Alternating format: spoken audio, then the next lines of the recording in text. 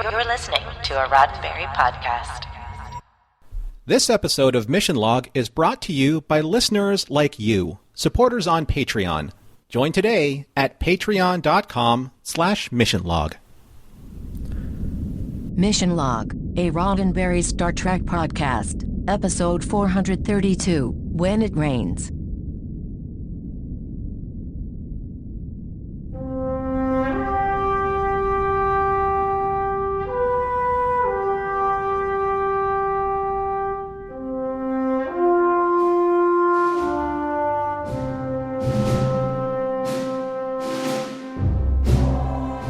Welcome into another episode of Mission Log, a Roddenberry Star Trek podcast. I'm John Champion.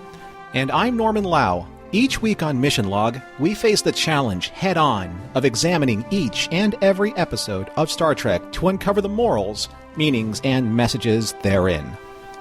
This week, When It Rains, well, it just sort of trails off there with an ellipses. I'm not sure. Was there supposed to be something else after that? When it rains, you just had a car wash, or your left knee starts acting up again. That's good. Or maybe it was when it rains, all the idiots get on the highway. I don't know. Those are all good suggestions, but I guess we'll never know what the writers intended. I guess I'll think about it while you tell people how to reach us with their own suggestions. Mission Log is a conversation about Star Trek, and that's why we want to hear from you. Use Mission Log Pod to give us a like and a share on Facebook and Twitter. Then follow and rate us at Apple Podcasts to help others find the show. You can call us on Skype at Mission Log Pod or by dialing 323-522-5641. Send us an email at missionlog@roddenberry.com. And remember, we may use your comments on Mission Log or engage on the Roddenberry YouTube channel. I remember, John, when it rains, it rains trivia with John Champion this week. Oh, that's good. Yeah. Well, trivia for today's episode, When It Rains. We have a story by Renee Echevarria and Spike Steingasser. Now, Spike is an actor and stuntman who also has a couple of writing credits to his name. Notably, the first and only other one is from the TNG episode Homeward. Now, really, the bulk of the credit goes to Renee, who solely carries the teleplay credit. We talked about how the workload of these final stories was divided up. Appropriately, Renee handled the second episode in the cycle, Till Death Do Us Part, and he's back now to further develop the story and also make room by splitting up the Kaiwin Dukat act a bit and by dropping in some revelations about one of our main characters. The episode was directed by Michael Dorn. This is the third and final directing credit he gets on DS9, and he has just one more for the franchise when we get around to Enterprise. Let's meet our guest stars. Most of the recurring characters you expect are here, with the exception of a few. While we're not bringing in too many more this close to the finish line, there are two who are worth noting. At the top of the episode, we see a new Romulan representative, not named here, though, played by Stephen Yoakum. His on-screen resume is short, but like a lot of DS9's cast, he has a background in live theater. This is his first time on Star Trek, and he'll be back for one more DS9 appearance. We also meet a Cardassian who has a bone to pick with Kira. This is Seskal, again, not named here, and he is played by Vaughn Armstrong. Now, you know that name. We've seen him on TNG, and we've seen him once before on DS9 when he played a different Cardassian, Gul Damar, in past Prologue. In between, he was appearing in the Star Trek The Experience Klingon Encounter attraction film and making guest appearances on Voyager. We'll see plenty more of Vaughn, since he, to this day, holds the record of playing 13 different Star Trek characters across 4 different series. Like any good story, this week's episode starts with a cup of soup.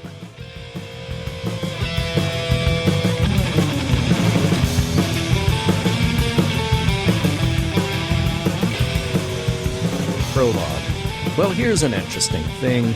The Federation and the Romulans and everybody else who got summarily defeated at Chintaka had the same problem.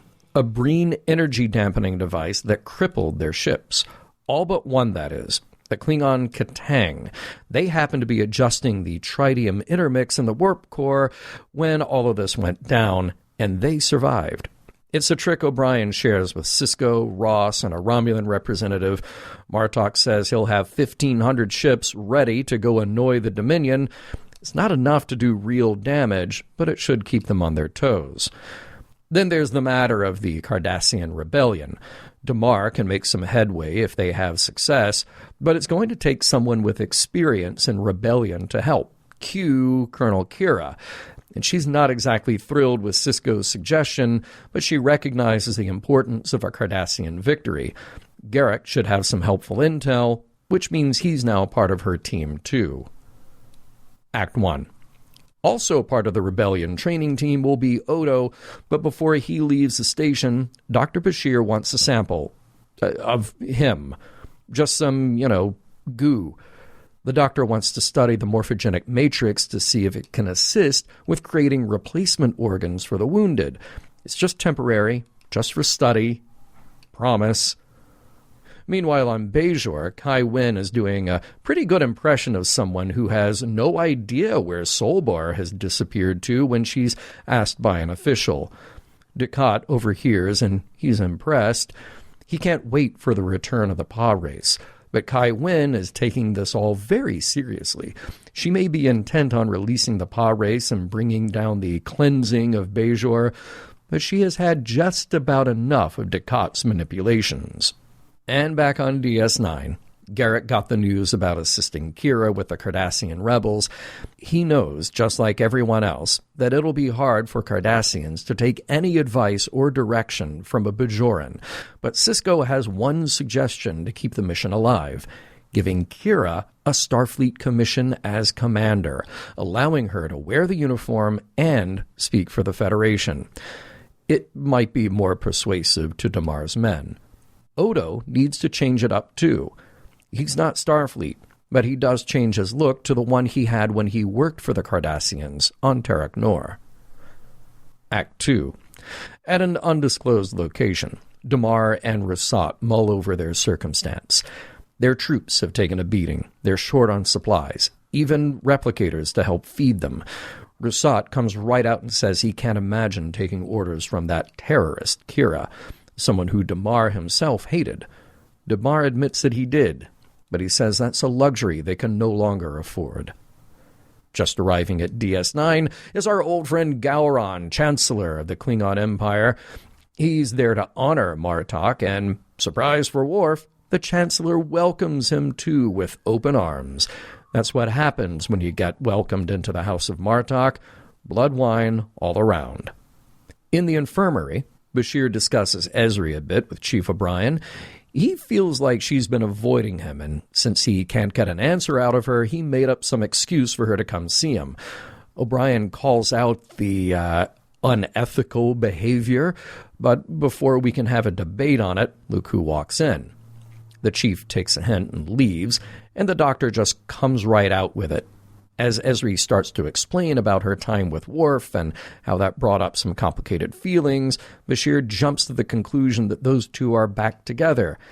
Ezri starts to explain, but something far more important about Odo's sample in the beaker catches the doctor's eye.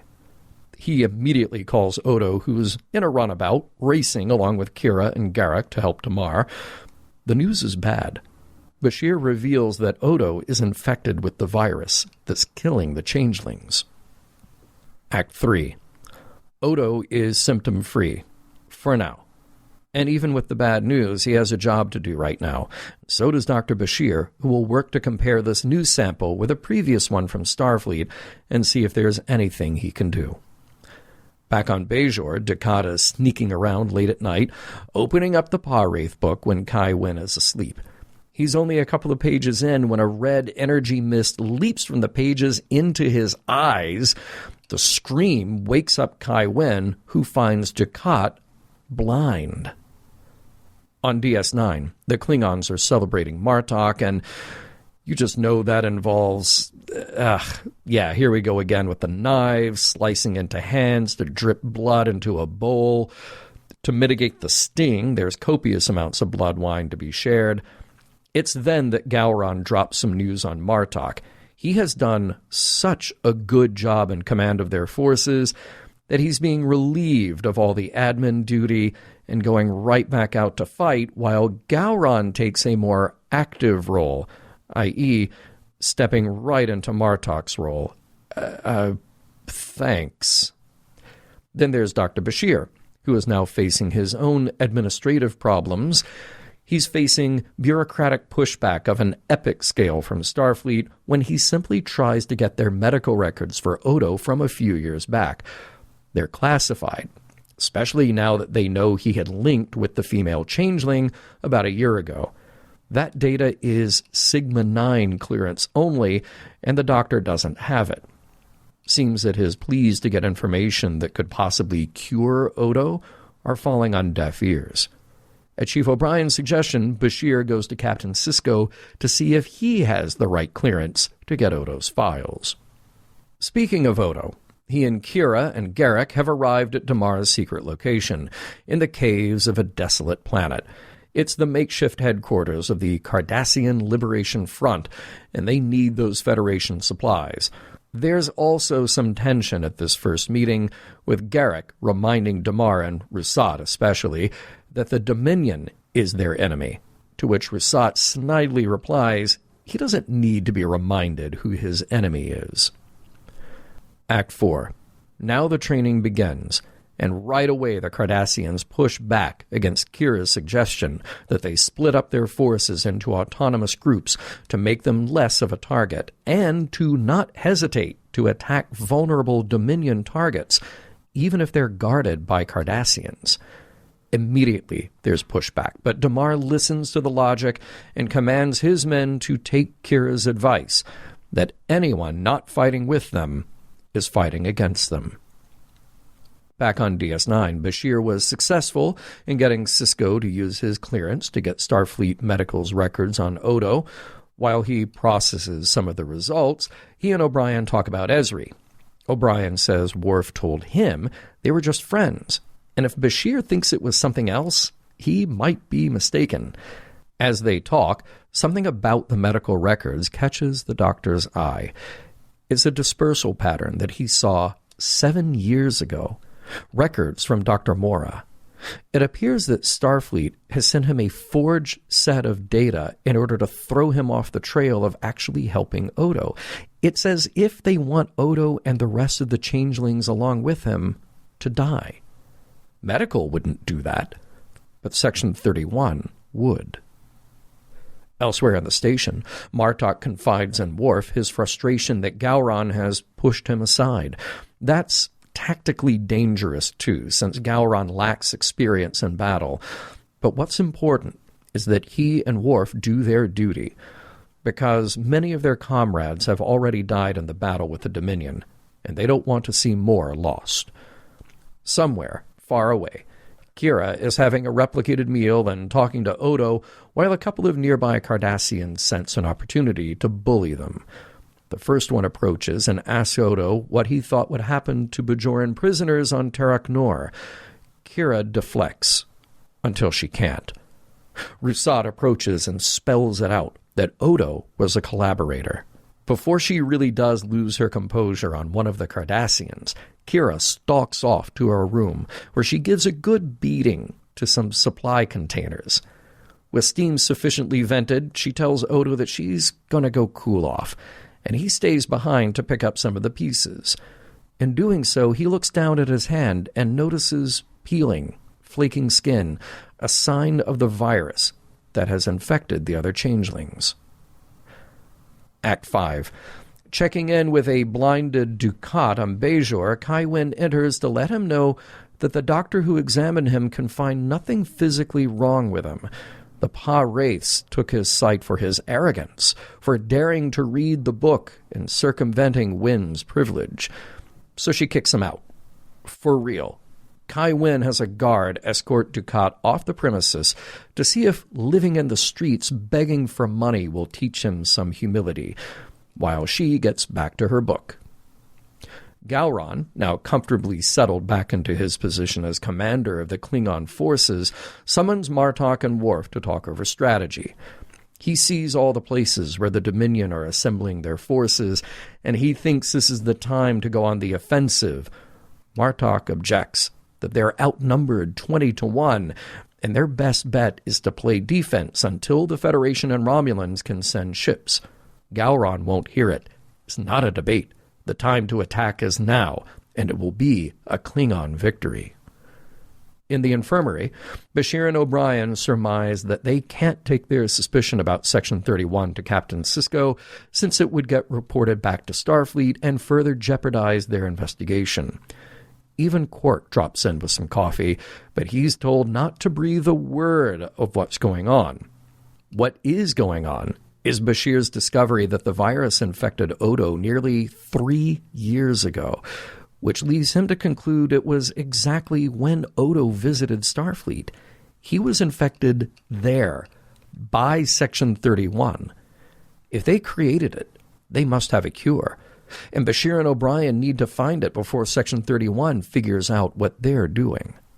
The end. So, John, Yes. I just realized when it rains, ... Yeah. Who do you think it poured on more in this episode?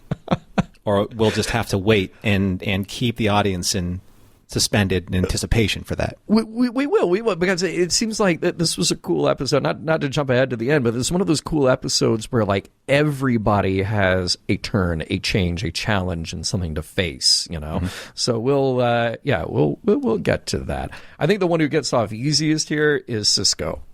You know, honestly. Oh, yeah. It's like, yeah, it shows at the beginning, like, here you go, do this very difficult thing. See ya. Yeah. So, yeah. Well, there are people that are in place that are doing the actual raining on people. Yes. And then there are the people that are getting poured upon by those people.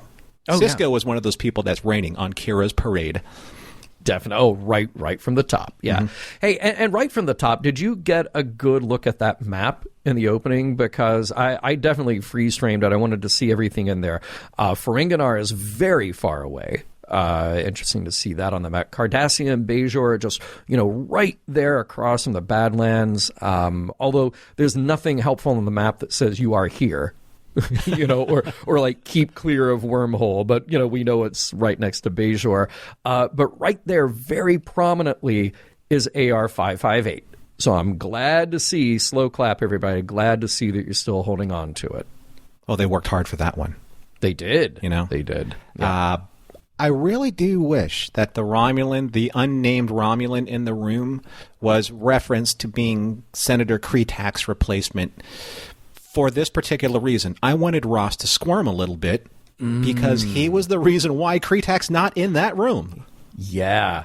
Right? Yeah. That would have been nice to mention. Sure. Admiral Ross, this is Senator Kretak's replacement, unnamed Romulan guy. And he would be like, nice to meet you. Yeah. Yeah. Yeah. Please give Kretak my best. Yeah, exactly.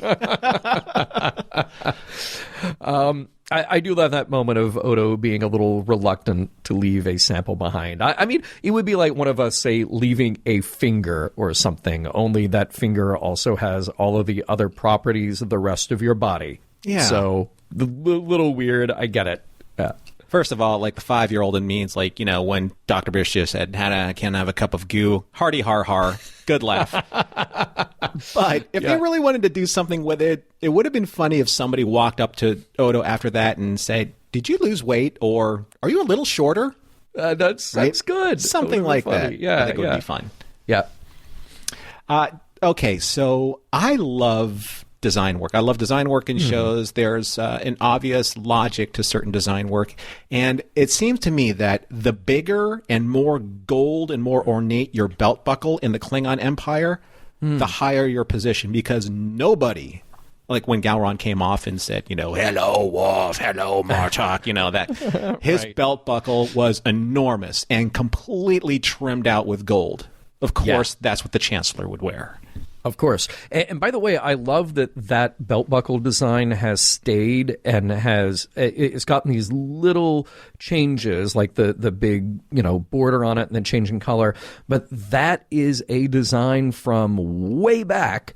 And the very first of those, they are literally pieces of bubble wrap cut out and spray painted. And I love that, of course, later on they were cast and they were made to look like that. But you're taking that original design cue just literally from a little trapezoidally cut piece of bubble wrap. And I tell you what, they look amazing when people that wear kilts, like myself, have that. I don't have one of those. If anyone out there in the audience can tell me where to find one, I would totally appreciate it because they are amazing looking. I can go without the one with the... I'm not a chancellor, so no gold, thick design. You don't need to show off. I don't need that. Yeah. Man, such mixed feelings about Gowron. Sometimes I'm just infuriated by him, like a few times in this episode. But sometimes dude just shows up and says, I got a barrel of the finest blood wine that must be drunk tonight. Gowron, sometimes I love you. Well, the 2309, of course. Yeah, of course. I like hearing that trailed off in the dialogue. So he completely snubbed Ross and Sisko in that scene. So it's not the same scene, right? So they get drunk that night, and then the ceremony is another night where they cut their palms and then get drunk again? Maybe there's just a lot of that going on. Right, so this is the night that we're not cutting palms. Tomorrow, palm cutting night and drinking double feature. Yeah, so get started early on that blood wine. Yeah. I do love, Matt, that smirk on Bashir's face. I don't love, I should say, when he tells O'Brien that he asked Ezri to come see him under the pretense of discussing her medical results when he's really just wanting to spend time with her. Yikes. Just when you thought you were being less creepy, Bashir, that was not cool. Yeah, you were saying that ironically liking. Yeah, right? Yeah. I do not like. I can completely, you know what, let's use a medical terminology here. Just scalpel this entire scene. Just scalpel it, right? Yeah. Because it's get to the point where, he's doing the investigation, because all of this Ezri Julian stuff, Ezri post-war stuff, it's just done. It's done, right? Yeah. Stick and fork in it. Even though I'm going to do something completely lecherous, just like Bashir, and say I pretty much oogled every square inch of my TV when I saw Kira in a Starfleet uniform. I thought Nana looked gorgeous in it.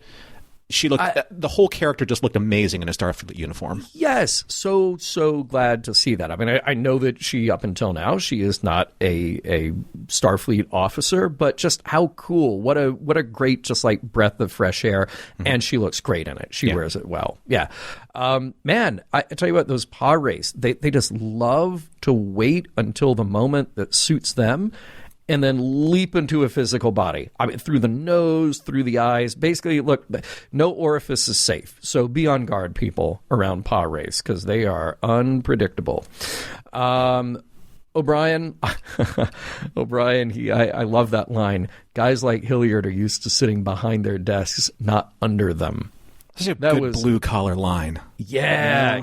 That was very good, very good. And look, I just not to beat a dead horse with this, but back at it with O'Brien and Bashir, talking about Ezri. Okay, in the first scene where Bashir says, I basically told her to come in and talk about medical results, and that is a lie. Okay, that is creepy and terrible, and O'Brien should have ended it right there.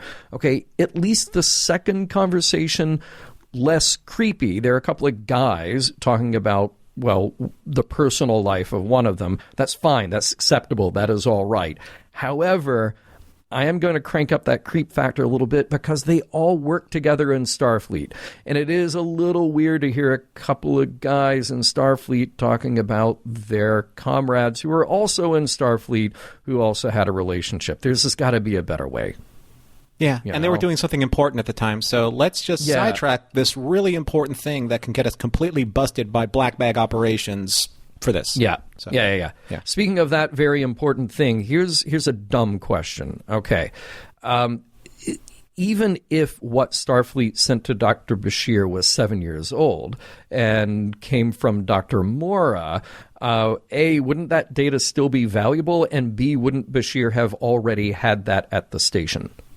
So, he needs to get data from Starfleet but there have presumably already been multiple tests on Odo given at Deep Space Nine where Dr. Bashir already has those records. I know he's trying to create a timeline here in it all, but it just seems like I know we have to build it for the story, right? But he would have already had a lot of that. But to be fair, though, when you build in something like O'Brien saying that it must be nice to have a genetically engineered memory. Yeah. He should know, like, by just shutting his eyes, where everything was. As soon as he came on the station, he would have an eidetic memory. Yeah. True. So true. And a computer that he can just ask. I guess when you're trying to figure out how to outmaneuver Ezri's affections for you, you forget a couple things. Right? There you go. Yeah, there you go. I'm just saying. Speaking of affections, Kai Wen. Wow. Kicking Dukat out was one of the coldest things I have ever seen her do. Up savage. Savage. God. Look, totally understandable. Yeah. But wow. Yeah. Wow. That was cold. As soon as that security guard pulled him out, I want to someone drop in the gif of savage, those kids, in the playground. Yes, right. Yeah. Maybe if you get your sight back, then we'll restore you back.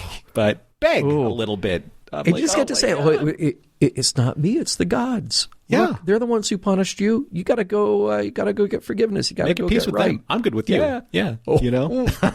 So savage.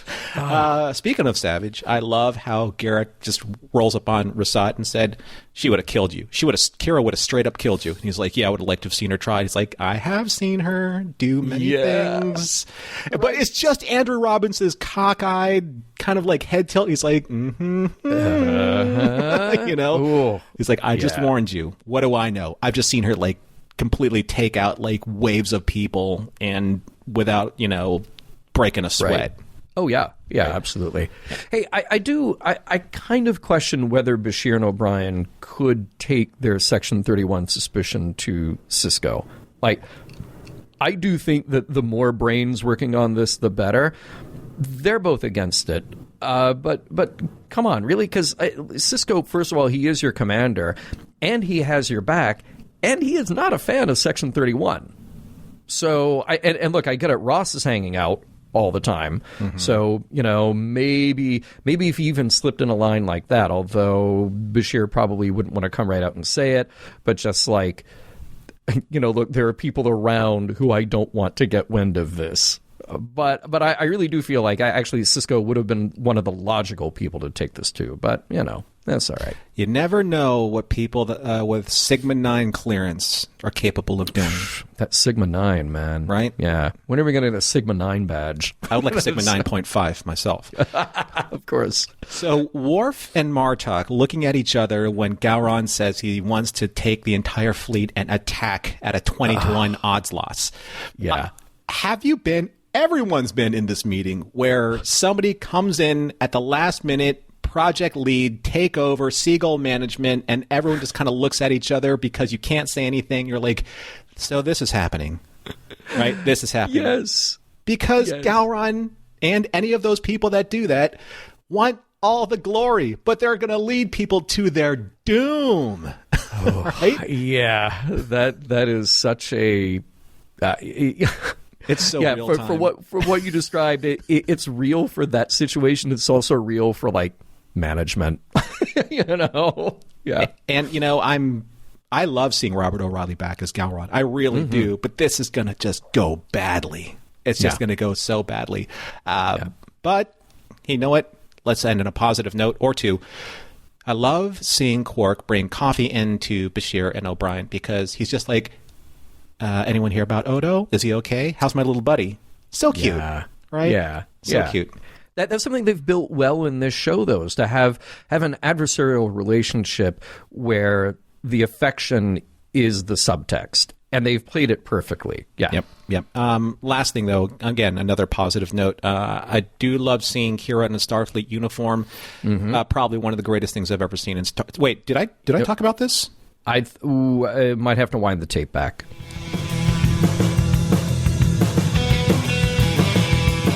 Good news, Gowron's here to announce the new Employee of the Month. The bad news, Gowron's here to announce the new Employee of the Month.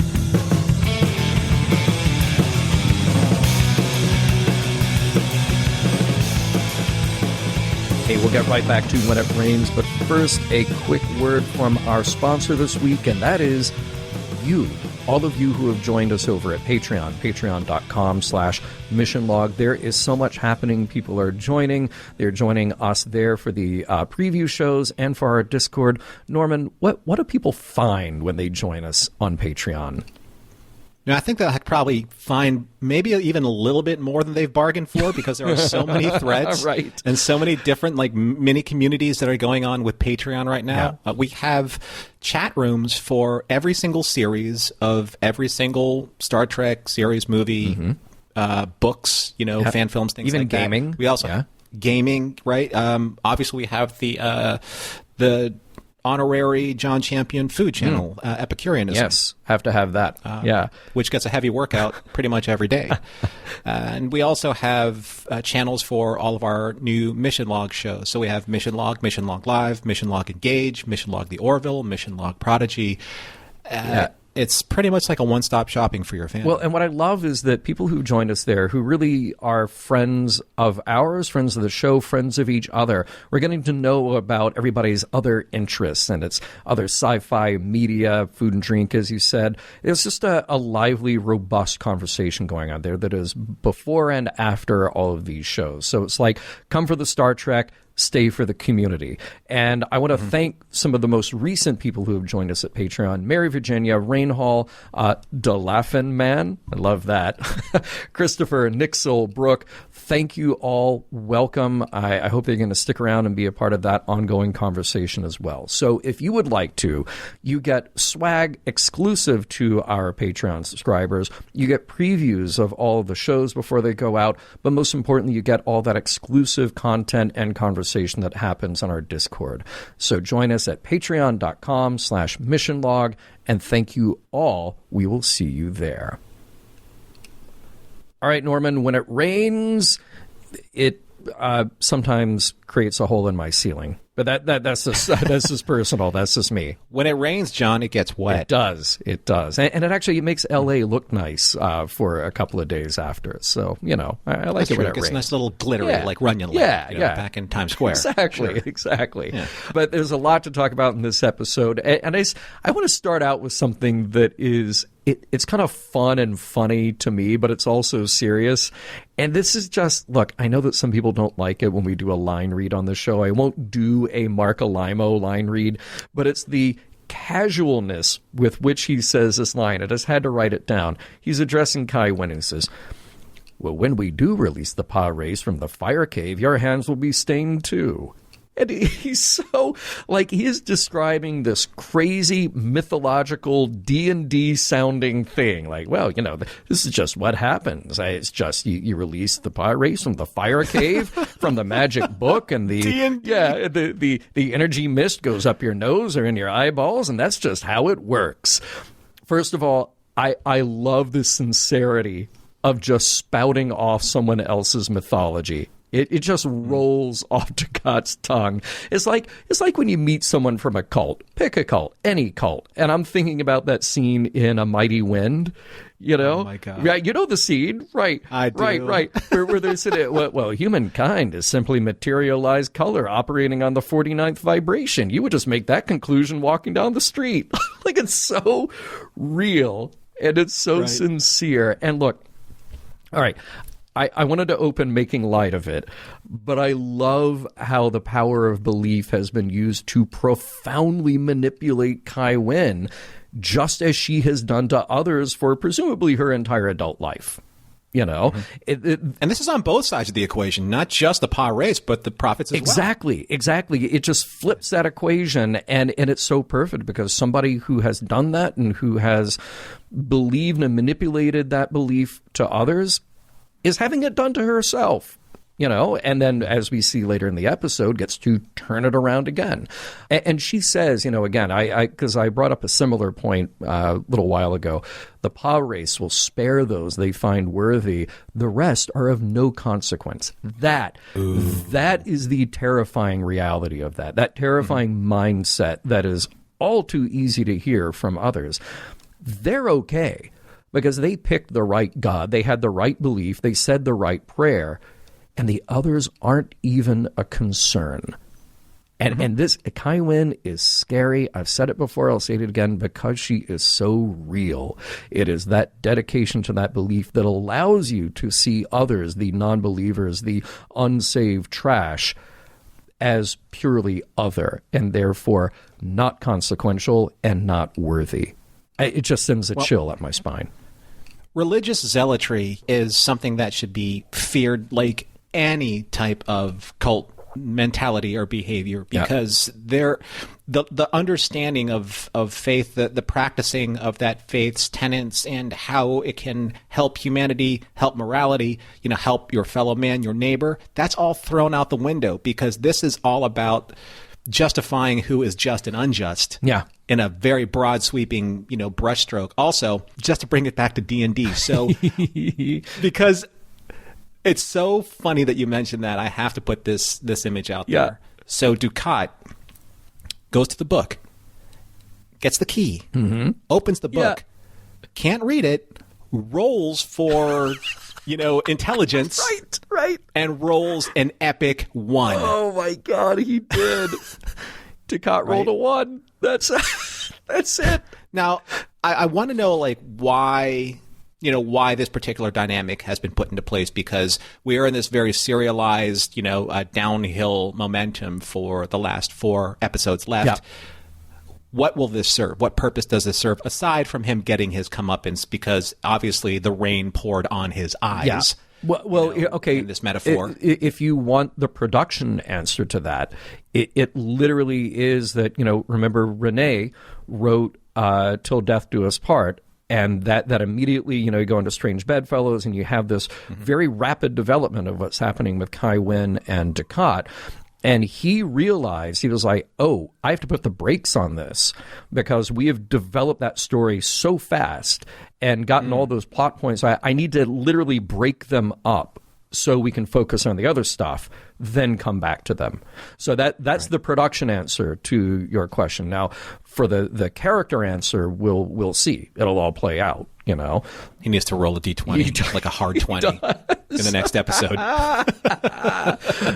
All right, let's talk about our favorite character right now. I know it's your favorite character. At least for right now, for sure. Damar, because there's just some cool stuff going on here. And I loved him taking Rasat down a notch and saying, before Kira even gets there, I did hate her. And that's a luxury that I can no longer afford, and neither can you. There's something good and a bit concerning about this, because we're kind of back to what I raised before, which is we're back to this enemy of my enemy is my friend. We're also back to Strange Bedfellows. Here's the least likely person to come in and try to win the confidence of these Cardassians, whose mission may be noble in some ways. And again, you could parse and pick apart what individual motivations are, but this is a tough road for Kira. And this is what I hope to see happen. I hope that the experience leads Damar to better perspectives and to the opportunity to right the wrongs. I don't know how much of this is for personal gain right now. Again, Damar's ego got crushed by Weyoun's 7, 8, 9. Multiple Weyouns all in a row. Okay. So there is something a bit of just writing himself in all of this. But I liked that little exchange with Rasat, and I liked the little moments where Damar, very clear-eyed, is listening to what Kira is saying and saying, no, this is the better strategy. This is the better way to go. Yeah, I don't think that, at least in this episode, from what we've seen of Damar, and Damar swallowing so much pride to be able to work with Kira at that very moment, I don't think that he's playing at something else, because if he were, then we would see a lot of that ego still bubble to the surface, like, say, Dukat would have, when he was working with Major Kira. There's always this Cardassian one-upsmanship that the Cardassians always have. And this is the way that Rasat probably would have been with Kira. And Damar's like, this is business now. This is all business all the time. And I like this kind of dichotomy that they built between, say, Sisko and Kira and Damar and Rasat. And I found something very interesting in the subtext here, John. More Latin in this episode that I didn't think that I would discover before. Okay. So in this case, I found this phrase applicable. Inter arma enim silent amicitia, which means in arms or during war, friendships are silenced. Oh. I actually completely made that up, but I think that is applicable I here, like that. because I wanted to have something in terms of, Sisko and Kira are friends until they can't be. Sisko has to be commanding officer. She has to follow the orders so that they can win the war, right? And she is the only person or the only tool at his disposal to be able to do that. Damar and Rasat are the same. Rasat, like, I don't want to work with her. Damar's like, I don't care what you want. I care what's going to help us win this war. Well, and for that matter, let's look at how that applies to Gowron and Martok. Here's Gowron showing up with the blood wine, the awards, the ceremony, all this stuff. But as welcoming and friendly as he is to Martok, once Martok realizes, oh, no, he's going down the wrong path, I think we're going to have to see some major changes here where that friendship gets suspended because the guy in charge is making bad decisions that will get everybody killed. Yeah. Right. So, and that's interesting that there is kind of like a theme of politics as usual that's bubbling up from that with Gowron, because Gowron, he just doesn't leave the seat of the high command just because. Because I'm like, I think I'm going to bestow this honor upon someone. He is a politician way more than he is a tactician. I mean, Martok's a tactician. He'll win so many battles there, but Gowron wins the political battles. And in this case, he has to come to Deep Space Nine to give the soldier's soldier this great achievement and award so that he wins the hearts and minds of Martok's men. Yeah. Right? So that if Martok or Worf ever challenges his decisions, then the men are on Gowron's side and no longer on Martok's. Yeah. Well, so let me ask you this. Let's talk about Gowron a little bit and what's driving him. I mean, is it purely ego? Is there something else going on here? Because here's Gowron, who's been away, literally away from the show for 2 years. But in universe, for the character, here's somebody who has been presumably back on Kronos or wherever, watching this happen, hearing all the glory and honor that Martok is taking for himself, and not in a selfish way. Martok has been in the thick of battle, and remember when Martok got his groove back, then he did become the right guy to be in charge again. But what a slap in the face! Here's Gowron showing it. Here, I'm honoring you for such a great job, so that now I can demote you and step into your shoes. That is the least honorable thing that you can do, and I'm beginning to think that the only Klingon with any honor left is Martok. Like, it is seemingly impossible to be the honorable Klingon who actually ascends the ranks and become Chancellor, because you're just going to get stepped on by the other guys. Great scene of Martok swallowing his pride and saying to Worf that he will fight alongside Gowron because they owe it to the soldiers who have already given their lives. That's honor. That's the principle over politics. But that's also an earlier scene before they get told, we're just going to attack, and it'll be great, and it'll be victorious. Trust me, bye.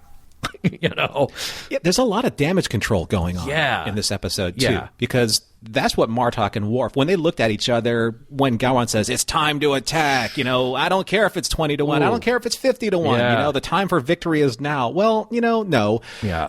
If you're cool and level-headed and looking at the bigger picture, you know that this isn't the case. So what do Martok and Worf have at their disposal? Save as many lives as possible, because this is just all going to go so badly. Yeah. It's going to go so badly. And they have no power over Gowron. Yeah. So how are they going to change his mind? And you have to wonder, that'll be interesting to see how that plays out. And you have to wonder, how the Klingons even got this far, because you can only do stuff like that. You can only say, it's glory to die in battle, and we just have to go fight every battle we possibly can, until your numbers are so far, defeated by somebody somewhere, that is no longer a good strategy. wars aren't good anyway, but at least if you recognize the gravity of the situation, you can at least try to take steps to minimize the number of unnecessary deaths. And that's a bit of Starfleet rubbing off on Worf and Martok and seeing a little more clear-eyed what's actually happening and saying, no, we have to be strategic. We just can't talk about glory and throw ourselves into battle. Yeah. Right. That's almost kind of like, that's the excuse for like not winning is glory and dying. Yeah, right. Like, why not just win and save lives and not risk yourself? Because it's glorious to die, but that means you'll lose. Yeah, precisely. Right? Precisely. That makes no sense. It's the bureaucracy also is super thick in this episode. Oh. Right? The bureaucracy of the government. Oh, yes. Oh, yeah. Lay it on me. So aside from the Klingon politics going, obviously not in the way that Martok and Worf wanted to go, neither does talking to Starfleet Medical with Dr. Bashir. This is actually, I found this super interesting because there is like a hierarchy and a level of bureaucracy that our heroes can't get through. You would think that Bashir would call up and say, I need these files. No. What do you mean, no? Right. Well, you need to have this clearance. You need to talk to my supervisor. And okay, here's my supervisor. No. Yeah. And then even after that, there is a far higher no on top of all of this, which I have kind of a little bit of a problem with. Yeah, but anyway. it's no's all the way down. But let's talk about what's going on there and why he's getting those no's. And this is something that is a bit of concern. It brought a little bit of a flashback to mission log and days past. So let's talk about this Odo situation, all right? Section 31, presumably, with the information we're given in this episode, created the virus to kill all changelings. Genocide. Okay. Now, walk with me, if you will, to mission log when we covered Borg. And the emails that the show got from listeners who couldn't believe that Picard wouldn't send Hugh back to the collective with a program that would kill them all. Okay, it's genocide by any other name. And now we have one that is being toyed with by Section 31, which, do I need to remind anyone, as part of the Federation Charter for 200 years, a.k.a. the good guys who are us in the future, however many hundreds of years. I certainly hope this little scheme is exposed and Section 31 is dismantled forever and ever. Yeah, even if, I agree with you on that, but even more so in the way that I saw it, what I just absolutely hate, I'll say it. Okay. I hate Say it. The idea that Section 31 came up with this virus because it pretty much takes away what I thought was really cool about a weakness in the Founders, a random genetic mutation in nature that even they, with their godlike powers and their ability to form this great link and their supposed invulnerability to almost everything out there except for this virus, happened randomly occurring in nature. Not even they could prevent it. Yeah. I agree. Right? I agree. But now you have a man-made virus that is going to be the demise of an entire species because they were smart enough to put it in there to begin with. I just think that just takes away from the entire agency of the Founders being this godlike power out there in the universe. I just really think that I don't like it. I hate it. That's interesting. And I'm glad you framed it that way because I think that, that takes away something here. All right, I want to wrap up this section by asking you, this is such an easy little question here, sure. Meaning none of us are going to be able to answer it. It's about Kira. Odo wasn't a collaborator. And then here's Rusat chiming in, well, I suppose that depends on your definition of collaborator. Compared with Kira's impassioned words earlier about Cardassian collaborators with the Dominion and how anyone not fighting with them was fighting against them, what should we make of this? Is there less room for nuance in Kira's life when the rule applies to someone else? I think that's, I would say human nature, but she's not human, but it's human nature to have a blind spot in those cases. And we've even seen episodes where, I mean, Odo himself, he almost went into some type of like shock on his way back from a convention. Yeah. That because his guilt was so heavy about how he was a collaborator with the Cardassians for sentencing people to unjust punishments. Yeah. So, yeah, I mean, he was. Guess it's up to people out there what their interpretation of collaborator is. I'd be interested to hear what people have to say about that one because, yeah, she might be showing a bit of her hypocrisy here.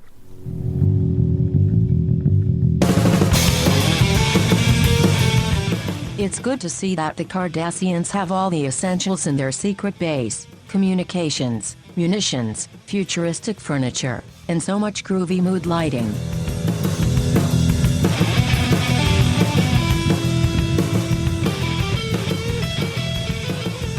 Norman, when it rains, the acid eats away at statues. No. When it rains, we fast forward to the end so we can tell everybody what we thought of the episode. That's what happens when it rains. Okay. Yeah. When it rains, it ends. When it rains, it ends. When it rains, it's time to just cozy up inside with a fire and I don't know, an episode of DS9 to talk about. So, sounds good. Yeah, there we go. So here we are at the end of the show where we're going to figure out if the episode holds up and if there are morals, meanings, messages to discuss therein. So, Norman, what did you think of the episode overall? Does it hold up? Or how, should I say, does it hold up for you? Well, I think that once again, we have another really strong, narratively strong episode. It's a solid contribution to this overall final arc for Deep Space Nine, and we only have 4 episodes, not counting this one, left to the end. So I loved the new production that we've seen in this episode, the Cardassian Liberation Front cave and all of the different equipment pieces that are in there. I love the lighting in that episode. I thought that was just really well done, something new to see. Watching Casey Biggs transform Damar, even in this episode, with just very few lines, but so much gravitas in his performance and nuance. It's really a privilege to watch not just Damar's transformation, but Casey Biggs really coming to the forefront and owning this character and turning him into something really, really memorable. Everyone's at the top of their game here. You have great acting, you have great writing. Michael Dorn's directing in this was really on point. You have great production, as I mentioned before. You have great music. This is some of the best Deep Space Nine I've watched to date. But I can't say this specifically just for this episode. I have to say it for this final arc. And it's not fair to not be able to judge a singular episode because there are so many threads that are coming into this episode and also so many threads that are leaving this episode into the next episode. Right. So it's hard to judge this as a standalone because there is no technical beginning, middle, or end to encapsulate into does this episode hold up? Because it has to in very many ways so that we can get to the next episode. I can forgive that, because you have a lot of great singular moments in this episode. But I will take a few points away, though, because with as limited time as we have left, we did not see Wei Yun, and no Jeffrey Combs, no points. Yeah, no, points off for a lack of Combs. Yeah, I agree with you there. Yeah, how about you? I'm mostly on the same page with you. I feel like it is a good episode, but this, even more so than like Strange Bedfellows, is a transition piece. But as you point out, there are very strong dramatic moments. So you have moments like, Dukat losing his sight and Kai Wynn kicking him out. Like these are wow moments in an episode. Oh, wait a second, John. Let me interrupt there. So Dukat rolled a hard one on intelligence, and he also rolled a hard one on charisma. Oh, because Kai Wynn kicked him the hell out of there.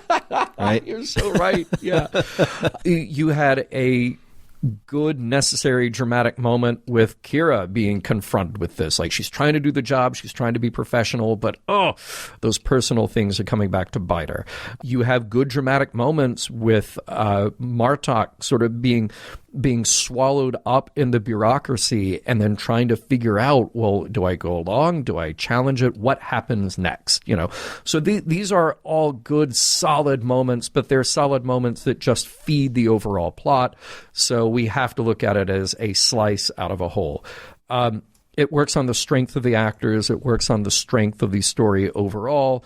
So a little hard to judge it on its own, but overall, I'm really liking where we're going. And overall, I think the biggest curiosity for me is just, where do we end up with a guy like Damar? Where do we end up with the Cardassians as a whole? And that might bring us into, well, today's Morals, Meanings, Messages. So I'll kick us off, because this continues themes that we've already seen, that we've already talked about, and really we're just along for this ride to see where we end up.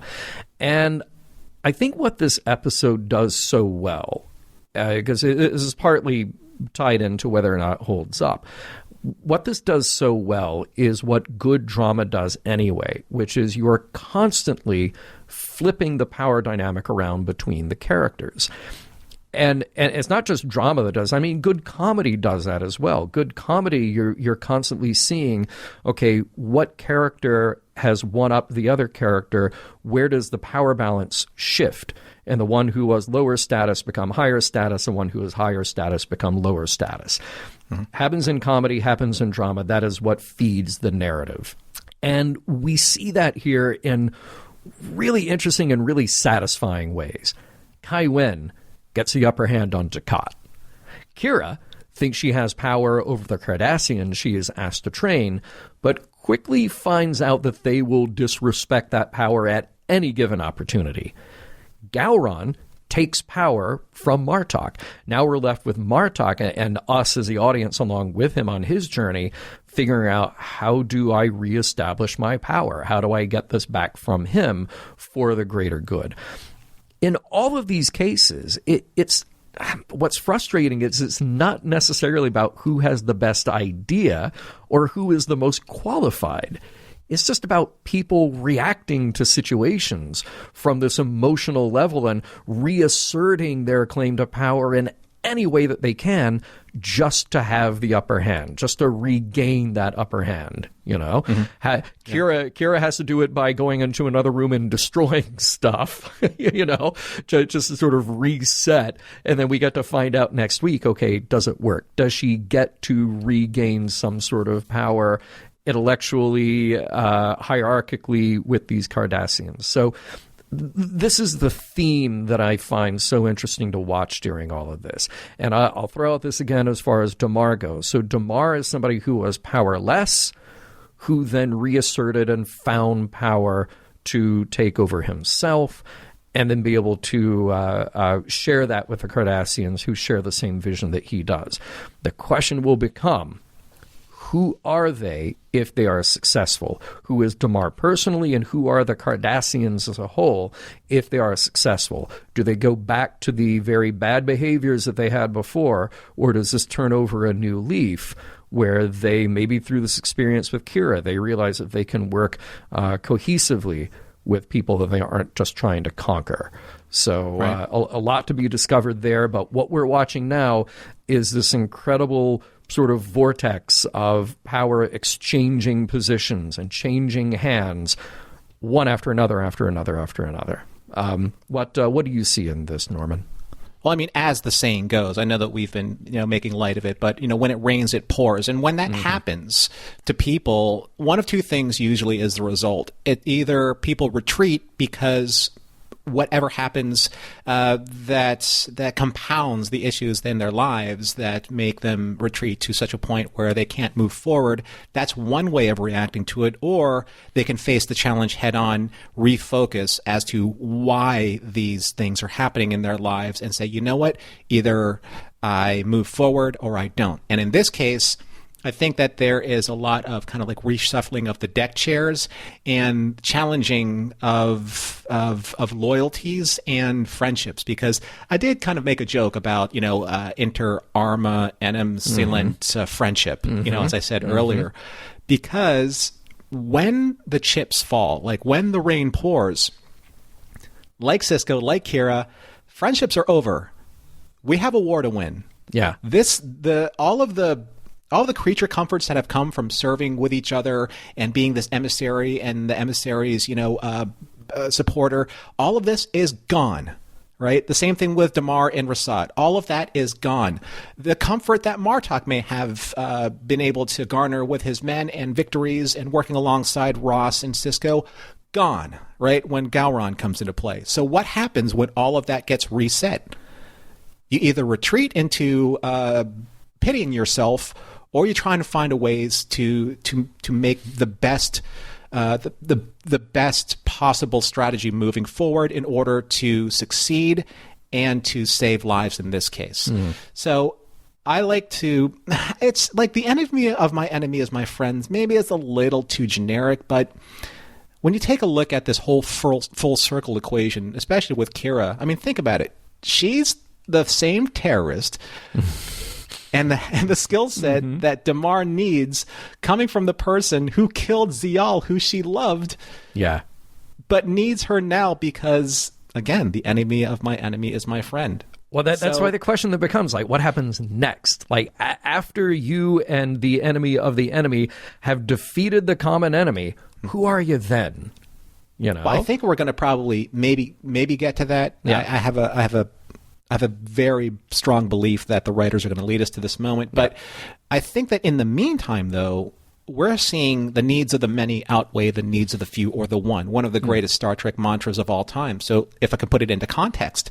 So everyone on the Allied side of the war, the Federation, the Klingon, the Romulans, the Bajorans, the Cardassians, they all have to put aside petty differences, like in Kira's case. Maybe not so petty. But this is a common theme when it comes to fighting world wars, right? In this case, yes, it's a galactic war, but, Deep Space Nine has been known to be the World War II analog. Very much. Right?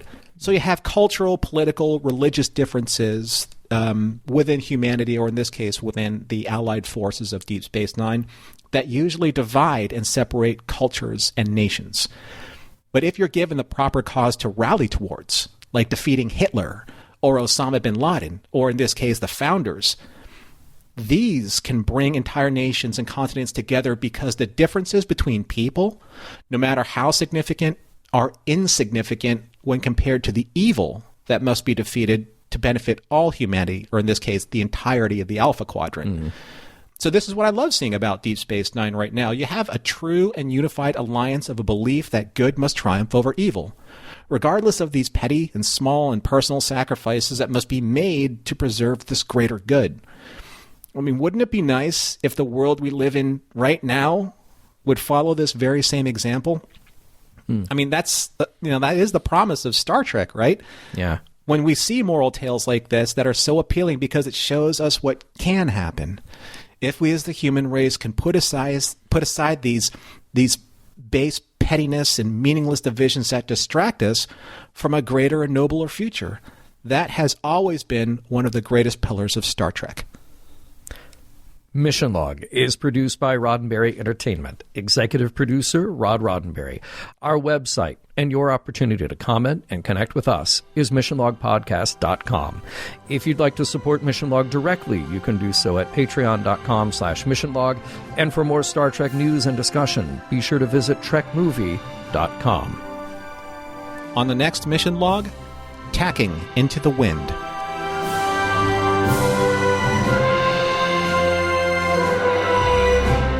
Some of the music for Mission Log provided by Warp 11, online at warp11.com. Special thanks to consulting producers, Adam Brusky, Matt Esposito, Homer Frizzell, John Mann, Mike Richards, and Mike Schabel.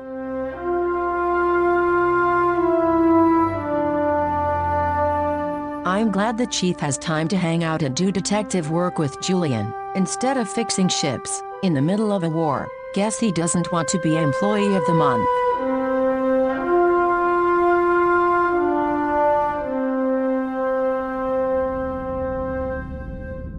End transmission.